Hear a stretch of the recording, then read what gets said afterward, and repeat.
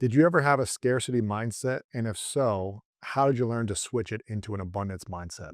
Yes, I really feel like that. I talk about that on a song I have called "Break the Cycle" with Charlie Wilson, produced by my boy Leon Thomas. And I say like one of the cycles I broke in my family is the illusion of scarcity, because it really is an illusion.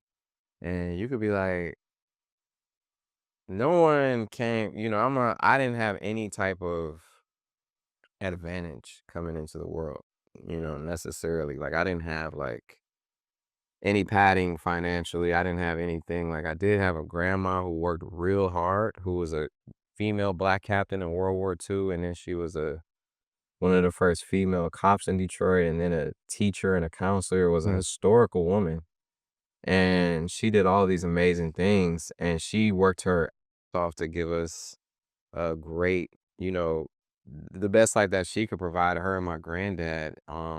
But we still financially had a lot of troubles. So I think it was something that a lot of us get taught early, like, oh, money's hard to come by. That's a concept that's not really true. Even the concept of, man, playing video games is a waste of your time. It's one playing video games right making now, millions right now. making, Bank. yeah, tens of millions, hundreds of millions of dollars. It's like that really, in hindsight, teaches you that just do what you love. There's a audience pool and a necessity for anything, especially if your heart is attached to it. So my thing is, I, I had to over time just make an agreement with God that I'll never have to worry about that. That meaning like I'll always get provided with what I need. I'm As long as I'm operating from my heart and am of service, and that's what then that's I always have all that I need, period. I love this, man. Everything you're saying is resonating with me. And there's so many questions I want to ask you about that. But before I do, in chapter 4, again, we're talking about your book, Going Higher.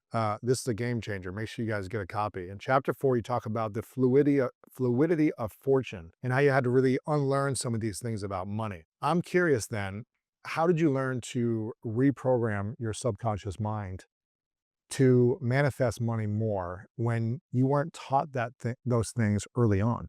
Man, this I have to give it up to Deepak Chopra because the 7 Spiritual Laws of Such Success, a good book.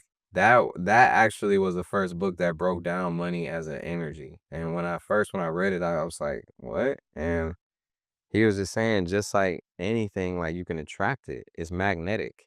So you could really be a magnet for whatever it is you're after in life, and that includes money isn't off the table. And so one of the things that I had to adopt is that there's enough money for everyone to go around. You don't have to look at it as like you're in a desert and there's like a glass of water and you have to, it's not like that. Money is getting printed every single day. When did you learn this? How old were you? Like, what was When I this? first read that book, I was 17, I believe. So that's when I was like, okay, I tried to like, obviously I didn't have a dollar to my name. So yeah, I mean, besides the $20 I would get for allowance every week for doing chores and stuff, but, like, And when did you first put it into practice? You learned this new concept. It was something completely new. Money's all around me, right? I had to learn the concept from experience. And how did you put it into practice where you said, "Oh, it's actually real what this means?"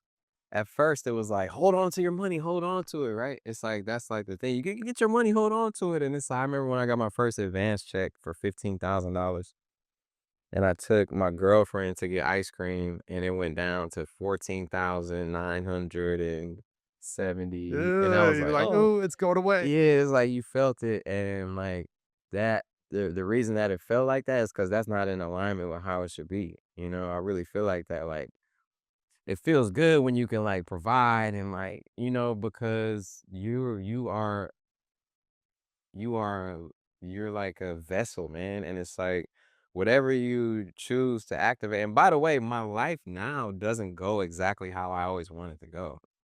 I don't like There are times where, like, things happen, and I'll be like, this is not how I wanted this to go. This is not how I wanted it to happen." But then you just gotta move on, man, and just go to the next thing. But my point is when I started to implement that, was around the time, like I said, around 19 when I got my first advance check, and then, like, every time that I was like, "Oh, wait, it's getting low," there's always an opportunity for something else to figure your way, and that's when you do right by yourself, and when you do right by, everyone around you, and when you are empowering people, and when you're trying to, like, just be who you are meant to be, the best you, it's like things, I promise you, is gonna happen for you.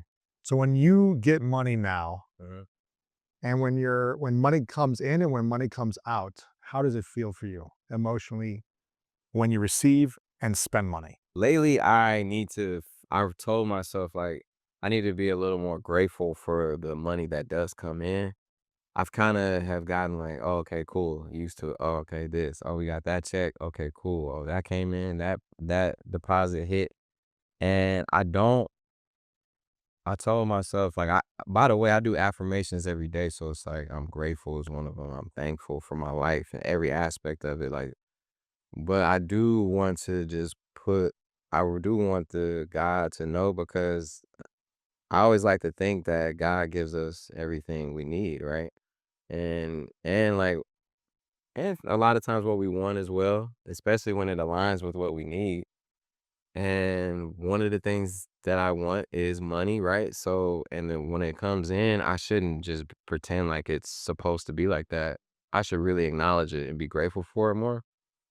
So and that kind of comes with just having a busy schedule.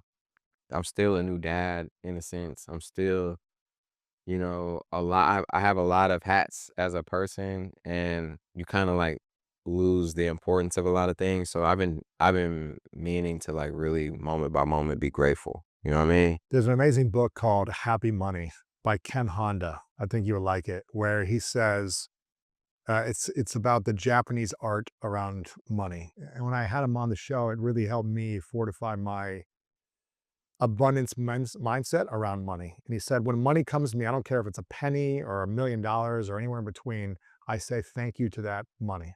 Thank you to the dollar. Thank you to the $20. Thank you to the money I found in the streets. Thank you to the $1 million check. Thank you. Yeah. And I say, thank you. Where do you want to go? And it says, where do you want to go now? Do you want to go to my bank account and sit there for a while? Do you want to go into the stock market? Do you want to go into this business deal? Should I give this to someone for free? Like, where do you want to go?